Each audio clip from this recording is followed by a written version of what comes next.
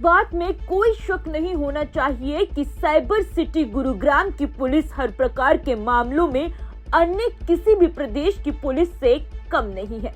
फिर चाहे अपराधियों को पकड़ने का मामला हो या नामी गिरामी गैंगस्टरों को दबोचने का मामला हो या फिर बड़े नामी गिरामी गैंगस्टरों के नाम से फिरौती वसूलने का मामला हो, लेकिन जिस प्रकार से 31 दिसंबर को पुलिस के द्वारा गुरुग्राम जैसे शहर में हर छोटी बड़ी घटना और अपराध को रोकने के लिए व्यवस्था की गई, नाकेबंदी की गई, ऐसे में 7 से 8 युवकों के द्वारा दोपहिया वाहनों पर सवार हो अपने अपने मुंह पर नकाब पहनकर डंडा घुमाते हथियारों के साथ एक युवक पर जानलेवा हमला करना और उसको मौत के घाट उतार देना निश्चित ही पुलिस की कार्रवाई के ऊपर सवालिया निशान खड़ा कर देती है।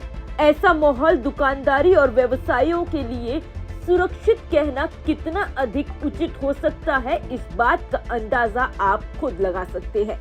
ये बात अलग है कि आपराधिक प्रवृत्ति के लोग पुलिस का कितना ही पहरा हो, नाकेबंदी हो या पुलिस कितनी ही चाक चौबंद हो, पुलिस को कहीं ना कहीं गच्चा देकर अपने मकसद में कामयाब हो ही जाते हैं।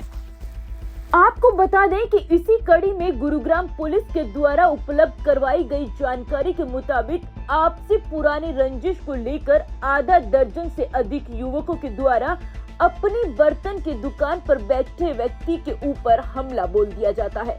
जिस समय ये हमला बोला गया, हमलावर मोटरसाइकिल और स्कूटी पर अलग अलग सवार होकर पहुंचे थे तथा सभी के चेहरे पर नकाब बंधे हुए थे। बेखौफ बदमाशों और हमलावरों के हाथों में डंडे जैसे घातक हथियार भी मौजूद थे। हमलावरों के द्वारा जिस तरीके से वारदात को अंजाम दिया गया, इस संदर्भ में एसीपी क्राइम प्रीतपाल सिंह के द्वारा जानकारी देते हुए बताया गया कि इस जानलेवा हमले की वारदात में 1 जनवरी को 28 वर्षीय सोनू की safe Indus hospital sector 46 Gurugram में इलाज के दौरान मौत हो गई। इस संदर्भ में पुलिस के द्वारा अपराधियों के खिलाफ मामला दर्ज कर लिया गया है। सेक्टर 50 में मुकदमा दर्ज हुआ है। हमले में युवक सोनू की मृत्यु होने के कारण इस मुकदमे में धारा 302 को और शामिल किया गया। एसीपी क्राइम प्रीतपाल सिंह के मुताबिक इस संदर्भ में सब इंस्पेक्टर गुणपाल प्रभारी अपराध शाखा सेक्टर 40 गुरुग्राम की पुलिस टीम ने कार्रवाई करते हुए संबंधित वारदात को अंजाम देने वाले 5 आरोपियों की पहचान कर मंगलवार को सोना कस्बे से उनको गिरफ्तार करने में बड़ी कामयाबी हासिल की है। एसीपी क्राइम प्रीतपाल सिंह के मुताबिक पुलिस के द्वारा गिरफ्तार किए गए इन 5 आरोपियों की पहचान गंगाराम उर्फ गुड्डू, मंजीत, आशीष, यशु और करण सैनी के रूप में की गई है। आरोपियों से पुलिस के द्वारा की गई आरंभिक पूछताछ में बताया गया कि मृतक का इनके साथ में कोई पुरानी रंजिश चल रही थी तथा इसी रंजिश के कारण इन सभी आरोपियों के द्वारा इस वारदात को अंजाम दिया गया। पुलिस के मुताबिक हिरासत में लिए गए आरोपियों से वारदात में शामिल अन्य आरोपियों व उनके साथियों के बारे में भी कठोरता से पूछताछ की जा रही है। पुलिस के मुताबिक हत्या की इस वारदात में इस्तेमाल की गई आरोपियों के द्वारा मोटरसाइकिल, स्कूटी, डंडे, अन्य हथियार भी बरामद करने के प्रयास किए जा रहे हैं। पुलिस का दावा है कि इस जघन्य अपराध हत्याकांड को अंजाम देने वाले सभी आरोपियों को पहचान कर जल्द से जल्द गिरफ्तार किया जाएगा, लेकिन ये तो आने वाला वक्त ही तय करेगा कि सभी आरोपियों की पहचान कब तक हो पाती है और इन सभी को क्या सजा और कितने टाइम में मिल पाती है। इस तरह की वारदात साइबर सिटी पुलिस की कार्रवाई पर सवालिया निशान खड़ा कर देती है।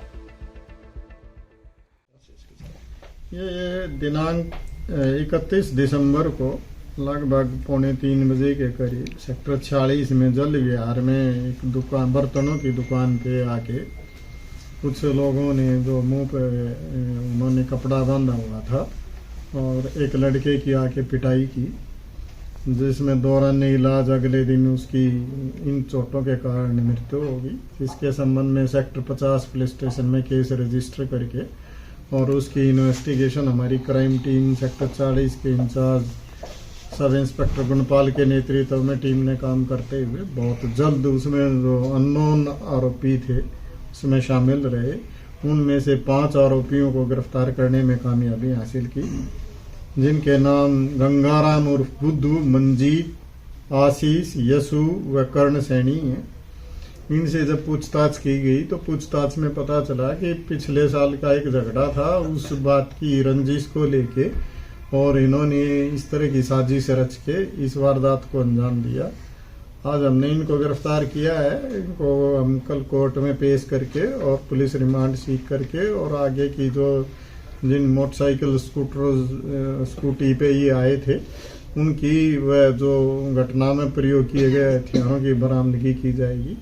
अभी इन्वेस्टिगेशन इसमें जारी है और आगे कुछ आरोपी और बकाया है। हम जल्द से जल्द उनको भी गिरफ्तार करने के प्रयास करें। हत्या की प्रमुख वजह क्या रही सर? जैसा मैं पहले बता चुका हूं कि इसमें एक पीछे का झगड़ा था इनमें आपस में। किसके साथ झगड़ा हुआ था सर? ये इनमें से जो मृतक लड़का है उसके ग्रुप ने किसी एक लड़के की पिटाई की थी और उसमें एक व्यक्ति, ये जो मृतक है, इसका ये था कि उसने रेकी की थी। इनका इस तरह का संदेह है और पहले ये उस दूसरे लड़कों को ढूंढ रहे थे जो उस झगड़े के मेन एक्यूज थे, लेकिन वो नहीं मिले तो फिर इन्होंने इस तरह अटैक कर दिया। शराब तस्करी से जुड़ा मामला तो नहीं है सर ये? अभी तक की इन्वेस्टिगेशन में इस तरह की कोई कड़ियां नहीं आई हैं सामने, लेकिन फिर भी हम गहनता से जांच कर रहे हैं। इस तरह की कोई चीज आएगी तो उस एंगल पे भी जरूर काम किया। आरोपियों की कितनी उम्र है, क्या कुछ करते हैं, कहाँ से? इनकी ये सारे जवान लड़के हैं और इनकी लगभग 25 से 30 साल की उम्र के लड़के हैं और अलग अलग जगह पे अलग अलग काम करते हैं। ये इस तरह की इनकी वो है। पूरी डिटेल अभी पूछताछ की जा रही है। रहने वाले कहाँ के सर? ये गुड़गांव के ही रहने वाले हैं। मारने ही आए थे सर क्या या फिर सिर्फ मारपीट करने के लिए, जान से मारने आए थे? लेकिन ये अभी इन्वेस्टिगेशन का एंगल है, इस पे हम काम कर रहे हैं और पुलिस रिमांड के दौरान और गहनता से इस पे जांच करके उसके अनुसार कार्रवाई की। मृतक कौन है, कहाँ का रहने वाला था, क्या कुछ करता था सर? मृतक के बारे में मैंने आपको बताया, सोनू नाम का लड़का था, 28 साल की इसकी उम्र थी और ये बर्तनों की दुकान पे बैठा हुआ था और वहां पे आके ये झगड़ा हुआ था।